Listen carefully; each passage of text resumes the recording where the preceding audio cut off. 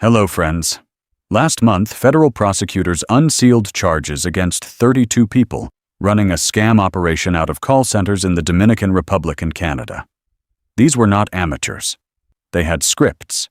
They had managers. They had training manuals explaining exactly how to make an elderly person panic so badly they would hand over their life savings before calling their own children. 32 people arrested. But here is the part that keeps me up at night. While those 32 were being processed, new operations were already running. New phone numbers, new scripts, new technology that didn't even exist 2 years ago. And the seniors being targeted right now have no idea what these new tactics look like. Today, I am going through every active scheme, how the call starts, what they say, how they create panic, and what they are actually trying to get from you. And stay until the very end, because the last thing I cover is the one piece of information that most people only find out after the money is already gone, and by then, it is too late to do anything about it. Before we get into it, subscribe to this channel right now and turn on the bell.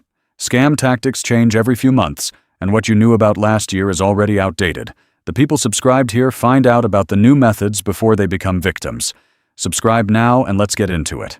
Let me start with the numbers so you understand the scale of what we are dealing with. In 2024, Americans over 60 reported losses of $3.4 billion to fraud, according to the FBI. Government impersonation scams alone accounted for $789 million in losses. That's people getting calls from someone pretending to be Social Security, the IRS, or Medicare. Romance scams cost seniors $584 million in 2025. Tech support scams pulled $159 million from people over 60 in 2024. And here is the statistic that explains why these operations keep growing. Only 14% of fraud victims ever report it to the FBI or FTC. Shame, embarrassment, and self-blame keep 86% of victims silent, which means the criminals know they can operate for a long time before anyone even notices the pattern. Scheme number 1, the Social Security suspension call. Your phone rings. Caller ID shows the Social Security Administration's actual phone number, 1-800-772-1213. You answer. A serious voice tells you that your Social Security number has been flagged in connection with a drug trafficking investigation in Texas. Several bank accounts have been opened in your name.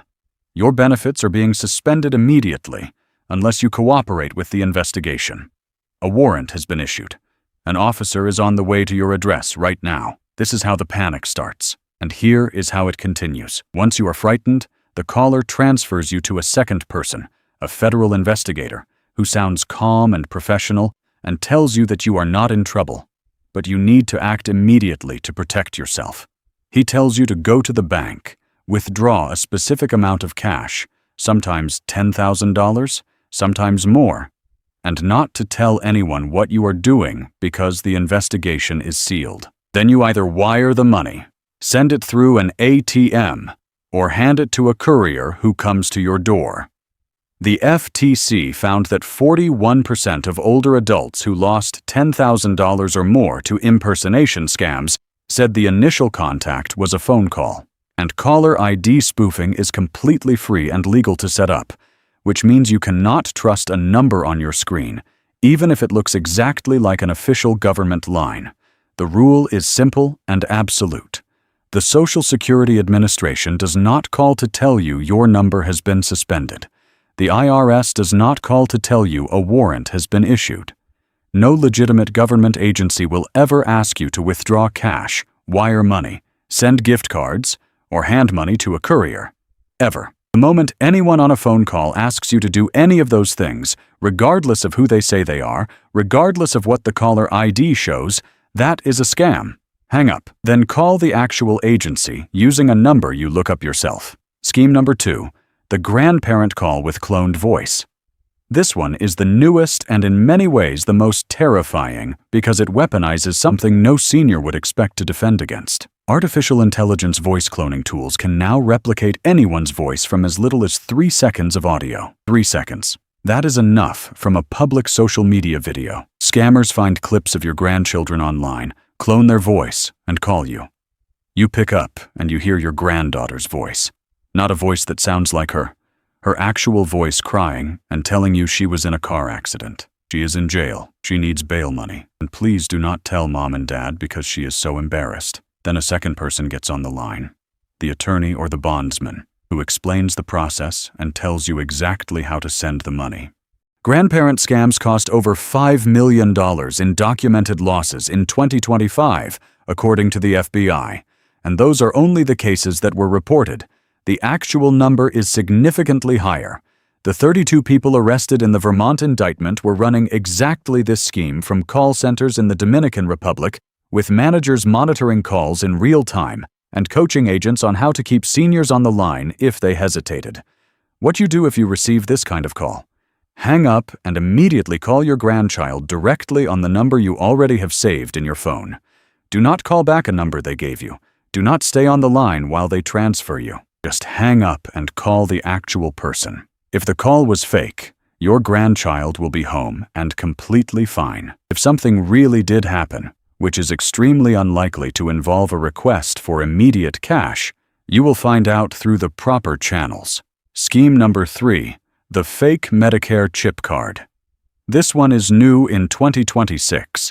And it is spreading fast. You receive a call from someone who identifies themselves as a Medicare representative. They tell you that Medicare is issuing new chip-enabled cards to all beneficiaries, and that your current card will be deactivated unless you verify your information to receive the replacement. They ask for your Medicare number, your date of birth, and sometimes your bank account number to verify your identity. There is no new Medicare chip card program. Current Medicare card is valid. This is a scam designed to steal your Medicare number, which is now tied directly to your Social Security number, and use it to bill Medicare for services you never received. Medicare fraud costs the United States an estimated $60 billion every year, according to the Senior Medicare Patrol.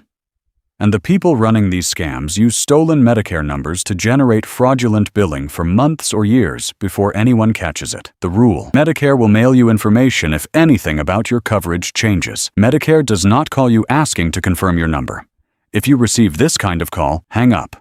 If you are ever unsure whether something from Medicare is legitimate, call 1-800-MEDICARE directly. Scheme number 4, the tech support pop-up. You are using your computer and a loud alarm sounds. A message fills the screen. Your computer has been infected with a virus. Your files are at risk. Call this number immediately to prevent permanent damage. The number connects to someone who sounds professional and helpful. They ask for remote access to your computer so they can fix the problem. Give it to them. Once they have remote access, they can see everything on your screen. Your banking apps, your saved passwords, your email, your social security information. While pretending to run a security scan, they are copying your financial data and setting up access to your accounts. Some will also convince you to pay for the repair with gift cards or wire transfer. Tech support scams cost seniors over 60, a total of $159 million in reported losses in 2024. According to the FTC, if a pop-up ever tells you to call a number about a computer problem, close the browser window. If it will not close, restart the computer. Microsoft, Apple, and your internet provider will never initiate contact through a pop-up alarm on your screen. Scheme number 5, the package scam. A package arrives that you did not order.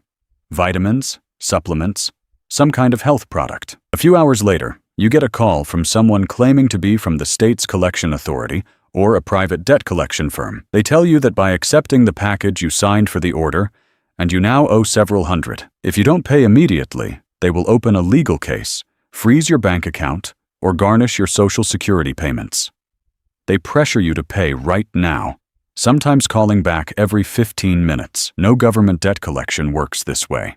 If a legitimate debt exists, you receive written notice by mail with a verifiable return address and case number.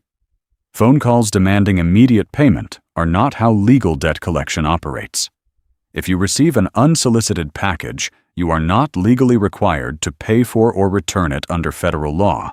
You can keep it, discard it, or donate it.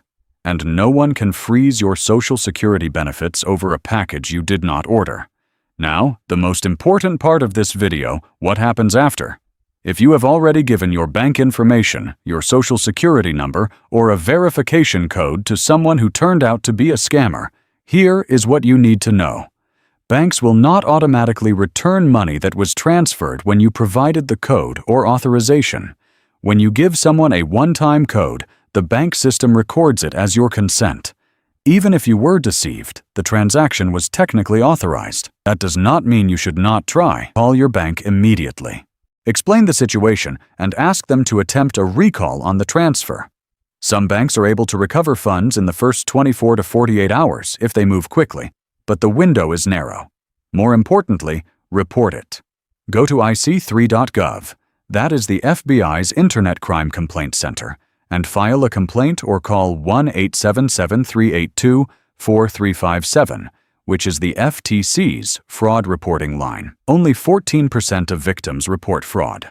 The FBI uses these reports to identify networks, connect cases across states, and build the evidence needed for indictments like the one that led to 32 arrests in May. Your report may not get your money back, but it contributes to the case that puts the next operation out of business.